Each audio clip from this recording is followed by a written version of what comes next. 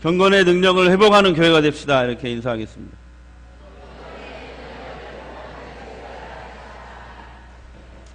여러분, 우리는 하나님의 은혜로 믿음을 선물로 받았습니다. 그 믿음으로 우리가 구원을 받고 하나님의 자녀가 되었습니다. 그래서 믿는 사람들은 예수님께서 그 사람의 죄의 문제를 십자가 위에서 다 해결해 놓으셨기 때문에 죽으면 하나님의 심판을 받지 않습니다. 지옥 형벌도 받지 않습니다. 또 사는 동안에 마귀의 권세에서 벗어나 하나님의 자녀가 되는 줄 믿습니다. 하나님의 자녀는 자녀의 권세를 가지고 사는데, 그 권세가 대표적으로 뭐냐면은 바로 예수의 이름으로 귀신을 쫓아내는 권세가 있습니다. 예수의 이름으로 기도하면 하나님이 응답을 주시는 것입니다. 또한 구원이라는 것은 죽음의 공포에서 우리는 벗어나게 되는 것입니다. 천국 소망을 갖고 살기 때문에 그렇습니다. 여러분, 그렇게 믿으시죠? 네. 이렇게 하나님께 구원과 믿음을 선물로 받은 우리 그리스도인들은 구원받은 이후에 어떻게 살아야 됩니까? 그 성경이 계속 얘기하고 있는데, 바로 성령 충만하고 말씀 충만해서, 다 같이 시작. 성령 충만하고 말씀 충만해서 날마다 조금씩 점진적으로 예수님을 닮아가는 성화의 삶을 살아가야 되는 것입니다. 다시 한번 말씀드릴게요. 구원받은 이후에 그리스도인들은 어떻게 살아야 되냐면, 성령 충만하고 말씀 충만해서 예수님을 날마다 조금씩, 오늘보다 내일이 낫고 내일보다 그 다음 날이 낫고 조금씩 예수님을 따르고, 예수님 말씀을 따르고 예수님을 닮아가는 이런 성화의 삶을 살아가야 되는 것입니다. 에베소서 4장 13절 15절 함께 읽겠습니다. 우리가 다 하나님의 아들을 믿는 것과 아는 일에 하나가 되어 온전한 사람을 이루어 그리스도의 장성한 분량이 충만한 데 이르리니, 오직 사랑 안에서 참된 것을 하여 범사에 그에게까지 자랄지라. 그는 머리니 곧 예수 그리스도라. 아멘. 성화의 삶을, 구원 이후의 성화의 삶을 아주 잘 설명해 주는 대표적인 말씀이 되겠습니다. 오늘 우리가 읽은 디모데후서 말씀은 사도 바울이 순교 직전에 쓴 마지막 편지입니다. 로마 감옥에서 썼는데요. 당시 로마 네로 황제가 황제 숭배를 거부하는 기독교인들을 핍박하기 시작했습니다. 그리고 자기의 정치 실정을 기독교인들에게 이렇게 덮어 씌우는 거예요. 희생양으로 삼아서 기독교인들을 이제 죽이고 핍박하기 시작했는데, 그때 바울은 로마에서 복음을 전하다가 붙잡힌 것입니다. 그가 순교를 당하기 전 춥고 어두운, 제가 실제로 가봤는데 가로 5m, 세로 6m 되는 그런 작은 지하 감옥이었습니다. 이렇게 생겼는데요. 그 감옥에서 마지막 자신의 죽음을 직감을 하고 사도 바울이 자신의 제자이자 영적인 아들인 디모데 목사에게 마지막으로 쓴 편지가 이 디모데 후서가 되겠습니다. 그래서 당시 디모데 목사는 사도 바울의 부탁을 받고 에베소라는 지역에서 에베소 교회를 목회하고 있었습니다. 그런데 에베소 교회는 영지주의라는 오늘날의 구원파와 비슷합니다. 이 이단이 교회 안에 침투해서 성도들을 미혹하고 있었습니다. 바울은 그 이단들이 막 교인들을 가만히 들어와서 특별히 여자 성도들을 막 미혹하고 그들이 잘못된 이단 사상을 주입시키고 그래서 교회를 어지럽게 했는데, 그래서 굉장히 목회가 힘들었어요. 지치고 힘들었어요. 그래서 사도 바울은 이 디모데후서 마지막 편지를 쓰면서 사도 바울을 디모데 목사를 위로하고 그리고 또 권면하려고 이 편지를 썼습니다. 이 편지 전체를 요약하면 이렇습니다. 제가 제 언어로 이해한 대로 한번 해볼게요. 디모데야, 나에게 이제 죽음이 가까이 온 것 같다. 지금 내 옆에 다 떠나고 의사 누가만 내 옆에 있다. 그래도 마지막으로 이상하게 나는 너가 그립고 보고 싶다. 겨울이 되면 배가 끊겨서 못 오니 빨리 에베소에서 배 타고 로마로 내게 와주렴. 너 이단 문제로 많이 힘들지? 그래도 아무리 힘들어도 너 진리의 말씀 끝까지 붙들어야 된다. 그 말씀 성도들에게 잘 가르쳐라. 그리고 너가 먼저 말씀을 따라 사는 본을 보여야 된다. 고난이 있고 어려움이 있을 때일수록 더욱 성경 말씀을 굳게 붙잡고 목회하라. 디모데후서 전체 내용이 요약하면 이런 내용이에요. 근데 그 중에 편지 중간에 오늘 말씀을 기록한 거예요. 오늘 말씀은 말세에 교회 안에 가짜 그리스도인들이 많이 출현하게 될 것을 예언한 말씀이에요. 이 디모데후서에 미래의 교회들, 우리도 속한 거죠. 미래의 교회들, 말세에 교회 안에 나타날 가짜 그리스도인들에 대해서 예언을 한 말씀이 기록이 되어 있어요. 그래서 외형만 그리스도인이고 삶은 전혀 그리스도인답지 않은 사람들이 교회 안에 많이 나타나게 될 거라는 거예요. 사도 바울의 오늘 말씀에 보면 경건의 모양만 있고 경건의 능력은 전혀 없는 그리스도인. 제가 제목을 우리 교육자들하고 한번 같이 붙여봤는데 폼생폼사 그리스도인. 자, 시작.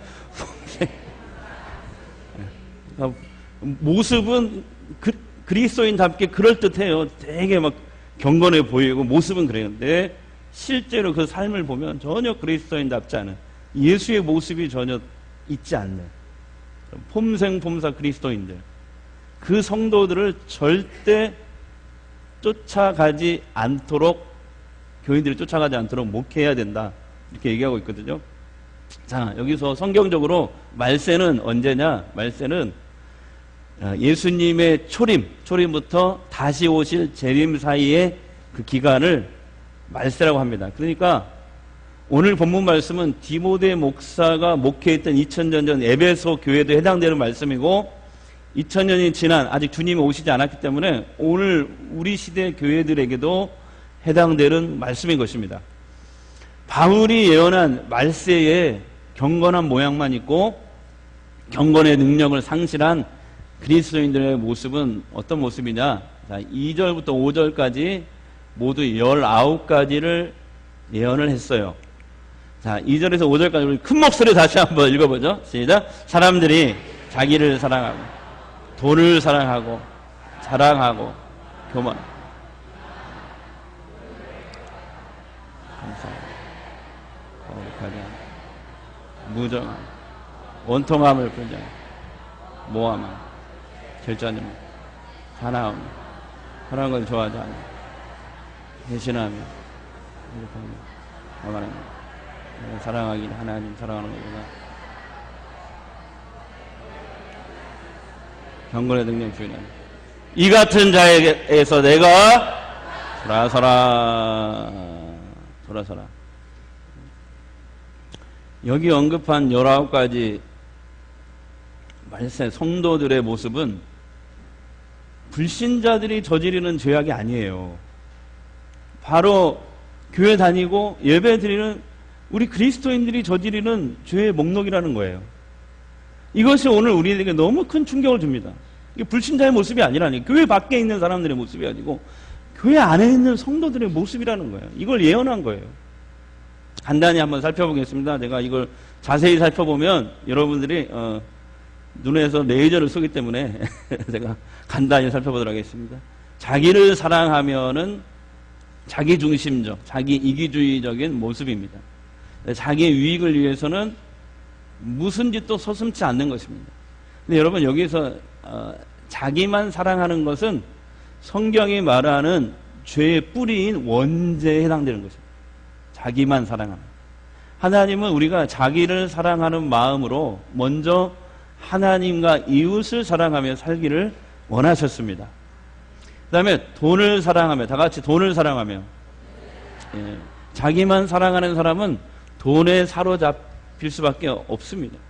물질의 노예로 살게 됩니다. 물질은 생각해도 하나님과 이웃을 생각하지 않습니다. 그러니까 배려하는 마음이 없고 자기 스스로 잘났다고 자랑하고 교만해집니다. 그 다음에 자랑하며, 다 같이 자랑하며. 성경은 자기 지혜와 자기 용맹, 그 다음에 자기의 부를 자랑하지 말라고 합니다. 왜 그러냐면 생사화복은 하나님이 주관하시기 때문에 그렇습니다. 나라의 흥망성쇠도 하나님이 주관하시기 때문에 그렇습니다. 일제강점기 때 그 암울했던 시대에 제가 어저께 그 한국 교회사를 읽어보니까 우리 믿음의 선배들은 새벽을 깨우며 하나님 앞에 그 일제강점기 가장 어려웠던 그 어둠에 가득했던 그 시대에 눈물로 새벽을 깨우면서 기도를 했더라고요. 자기 자신의 죄를 위해서 회개하고 기도도 했지만 나라 민족을 위해서 눈물로 기도했던 것을 그 기록에서 보았습니다.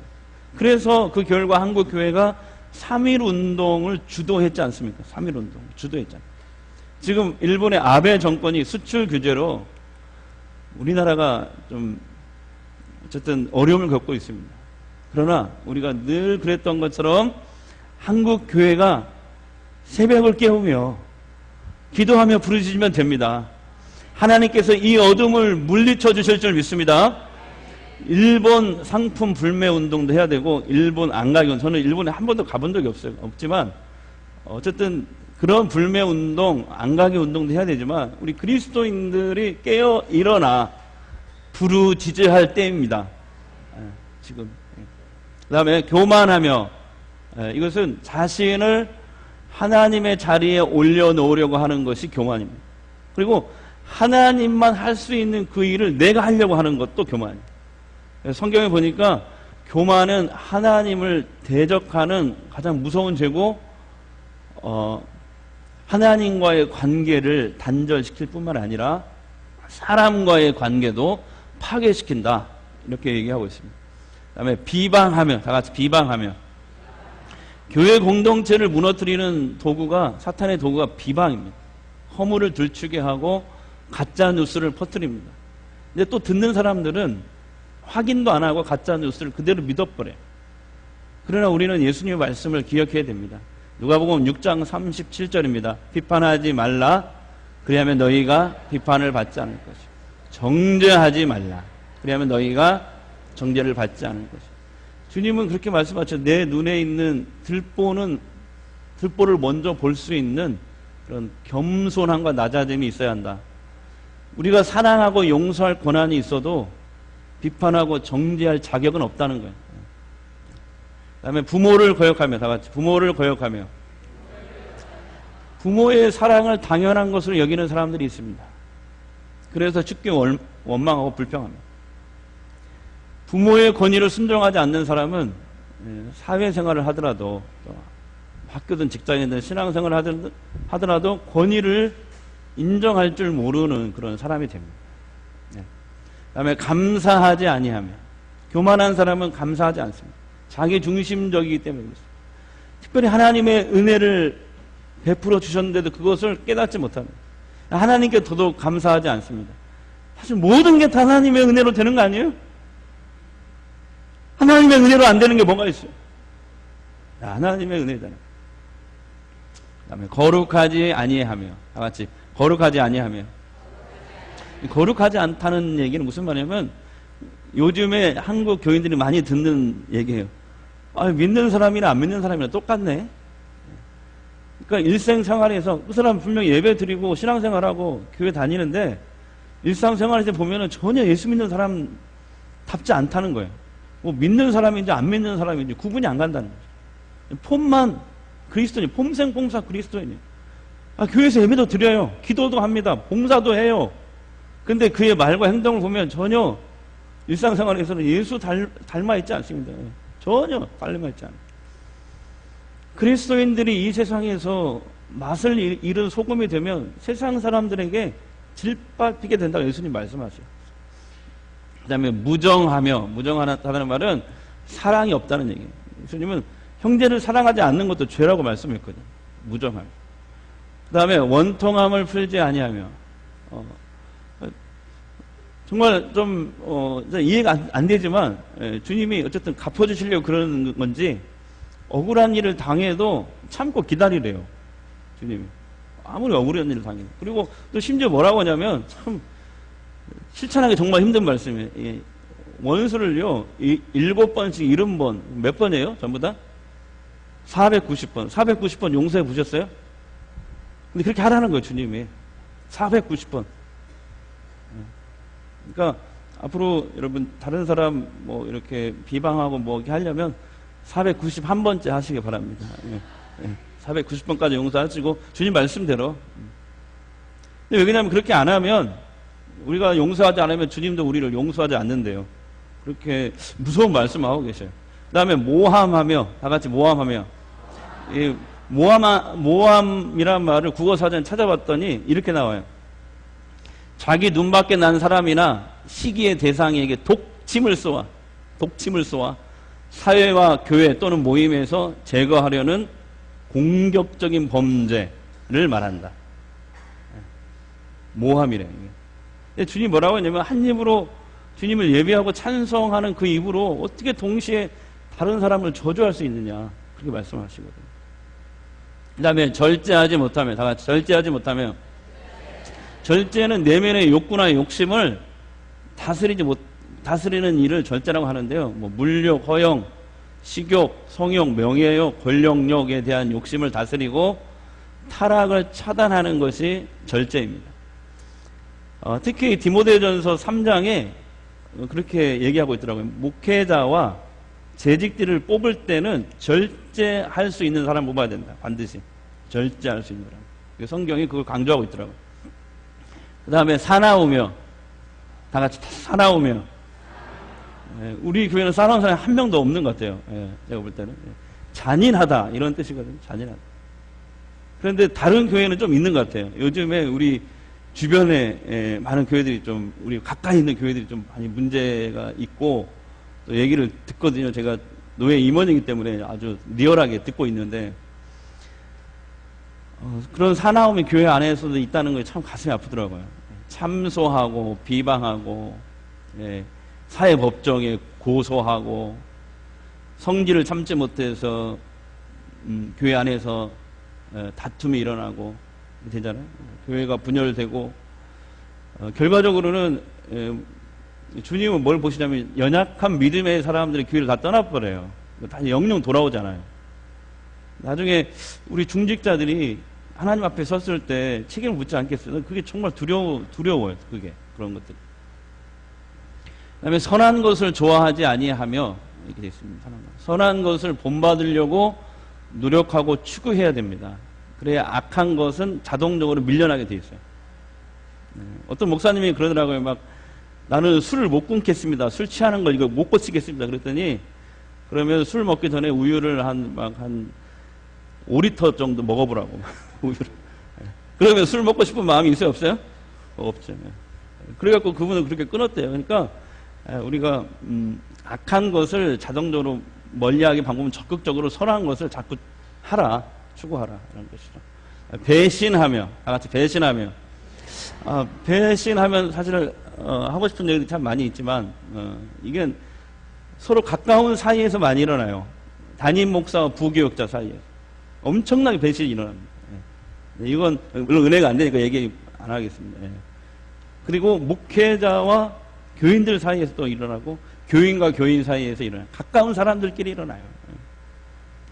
근데 여기서 중요한 것은 한결같은 마음으로 주님과 교회를 사랑하며 섬기는 그런 성도가 되어야 됩니다. 한결같은 마음. 교회와 성도를 사랑하십시다. 우리 옆 사람에게 한결같은 마음으로 사랑하고 섬깁시다. 뒷사람하고는 싸울 거예요? 뒷사람하고도 한번. 앞뒷사람.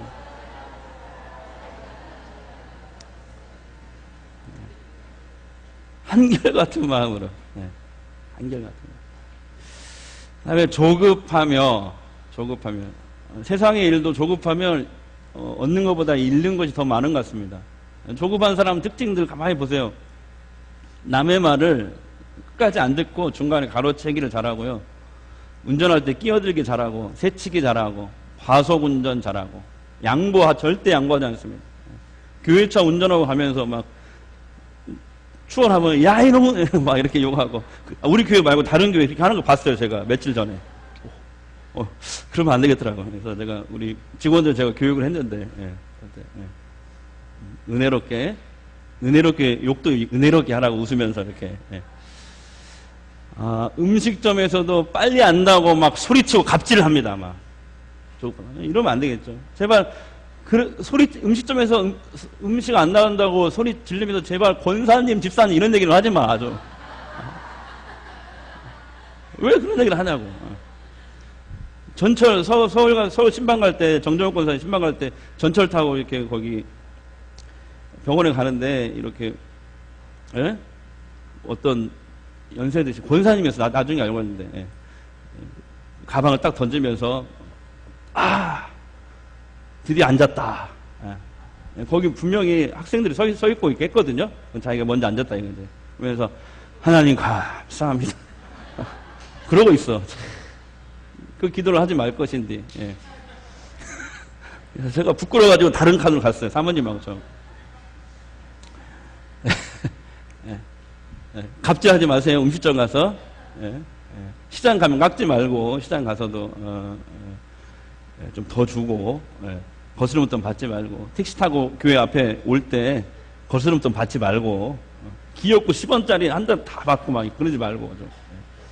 그러면 아니면 다 받으려면 저기 서문교회 앞에 내려서 걸어와요. 여기까지. 그리고 신앙생활 해도 자신의 타이밍대로 하려고 그래요. 하나님의 때를 기다리지를 못해. 기도랑 다 해놓고 자기 마음대로 해. 예배 드리고 기도하고 그 다음에 자기 마음대로 결정한다. 하나님의 타이밍대로 움직이질 않아요.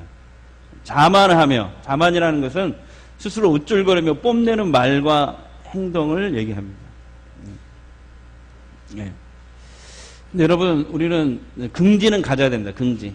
그러나 자만은 해서는 안 됩니다. 긍지는 뭐냐면 하나님을 자랑하는 게 긍지입니다. 자만은 자신을 자랑하는 게 자만. 긍지는 가져야 되지만 자만은 금물입니다. 그 다음에 하나님을 사랑하는 것보다 쾌락을 더 사랑하며, 쾌락은 하나님이 우리에게 주신 선물이에요. 사실은 선물인데 문제는 그 쾌락을 하나님보다 더 사랑하는 것이 문제입니다. 레저, 스포츠, 뭐 여행, TV, 인터넷, 스마트폰, 우리 사모님처럼 뭐 드라마, 뭐 중독, 막 요즘에 많이 고쳐졌어요. 제가 하도 뭐라고 하니까. 그래서 하나님보다 더 사랑하고 있지는 않은지 스스로 잘 점검하셔야 돼요. 말씀이라는 브레이크를 걸어야 돼요. 자기 삶에. 그 다음에 19번째입니다. 경건의 모양은 있으나 경건의 능력은 부인한다.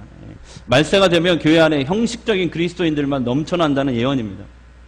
여기서 경건의 능력은 뭐냐면 그리스도인들이 뭐 하늘의 신령한 능력을 가지고 막 병든 사람을 일으키고 귀신을 쫓아내고 막 방언을 하고 성령의 능력을 봐서 막 쓰러지고 그것이 성령 체험을 하는 것이 경건의 능력이 아니에요. 여기서 경건의 능력은 뭐냐면 그리스도인들이 구원받은 이후에 성령 충만하고 말씀 충만해서 예수님을 알고 그 말씀을 따르고 예수님을 날마다 조금씩 닮아가는 성화되는 그 자체가 경건의 능력입니다. 할렐루야. 그게 성화의 능력. 예수님을 날마다 조금씩 닮아가는 것, 예수님의 말씀을 순종하는 것, 예수님을 아는 것, 이것이 이 성화가 이 자체가 경건의 능력이라고 바울은 오늘 얘기하고 있어요. 저는 오늘 말씀을 준비하면서 제 자신이 몹시 괴로웠어요. 나는 과연 바울이 예언한 이 말세에 그리스도인들이 행하는 죄의 목록 19가지 중에 몇 가지에 해당되지? 괜히 이 말씀을 뽑았나? 너무 괴로웠어요, 이 말씀을. 해결이 안 된 몇 가지가 있더라고요. 저한테도. 너무 괴로웠어요. 그리고 주님 앞에 그 불순종을 회개했어요. 그리고 기도했어요. 주님 말씀과 성령의 권능으로 더욱더 말씀에 순종하고 주님을 점점 닮아가는 성화가 되게 해주세요. 나 주님의 기쁨 되게 원합니다. 그렇게 기도했어요. 한번 찬양해 볼까요? 나 주님의 기쁨 되게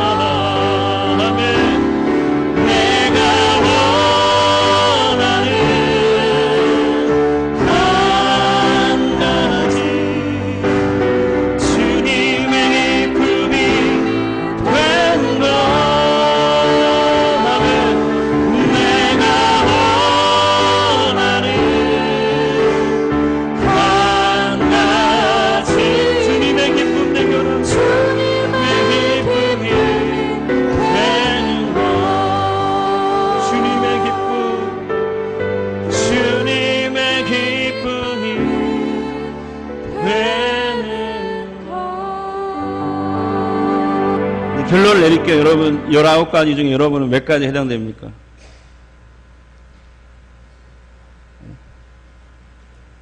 여러 가지 중에 몇 가지 해당돼요? 창립 67주년을 맞이하는 우리 교회가 형식적인 그리스도인들, 폼사 그리스도인들만 가득한 교회가 되기를 원하지 않습니다. 정말 경건의 능력을 회복하는 그런 교회가 되기를 바랍니다. 마지막으로 어떻게 해야 될까요? 사도 바울이 오늘 읽지 않았지만 그 다음 말씀에 이렇게 얘기하고 있어요. 디모데후서 3장 14절 17절입니다. 함께 읽겠습니다. 너는 배우고 확실한 일에 거하라. 성경은 능히 너로 하여금 그리스도 예수 안에 있는 믿음으로 말미암아 구원에 이르는 지혜가 있게 하느니. 모든 성경은 하나님의 감동으로 된 것을 교훈과 책망과 바르게 함과 의로 교육하기 위하여 이는 하나님의 사람으로 온전하게 하며 모든 선한 일을 행할 능력을 갖추게 합니다. 아멘. 신구약 성경은 결국 구원자 예수님을 예언하고 있고 예수님을 가르치고 있거든요. 그래서 이 예수님을 따르고 예수님의 말씀을 순종하려면 이 예수님을 가르치는 성경 말씀을 우리가 듣고 반복하고 선포하고 또 반복하고 선포해야 됩니다. 그래서 마음에 새겨야 돼요. 그래서 예수님의 말씀을 자연스럽게 우리가 날마다 따르는 예수님을 닮아가는 성화가 매일매일 조금씩 점진적으로 이뤄가기를 바랍니다. 그래서 경건의 능력을 회복하는 그런 우리 전주 성광교회 되기를 주의 이름으로 축복합니다. 기도하겠습니다. 하나님, 바울이 예언한 말세의 교회에 나타날 형식적인 그리스도인, 경건의 모양만 있고 경건의 능력이 없는 가짜 그리스도인이 바로 저의 모습이 아닌지 두렵습니다. 우리가 그런 형식적인 그리스도인으로 살아가지 않도록 주의 말씀으로 나를 붙잡아 주시옵소서.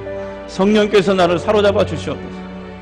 영적으로 깨어있고 하나님의 뜻을 분별할 줄 알고 예수님을 닮아가는 경건의 능력이 있는 성도가 되기를 원합니다. 바울이 분명히 그 방법도 가르쳐줬습니다. 성경 하나님의 말씀을 배우고 확실한 일에 거하라고 하시죠. 하나님의 말씀만이 말세에 이 혼란한 영적으로 육적으로 혼란한 이 시대에 우리가 타락하지 않고 이단에 넘어가지 않으며 거룩한 성도로 경건의 능력 있는 성도로 살아가게 하는 줄 믿습니다. 말씀을 듣고 읽고 반복 또 반복하여 선포하고 마음에 새겨서 주의 말씀 따라 살아가게 하옵소서. 예수님의 이름으로 기도합니다.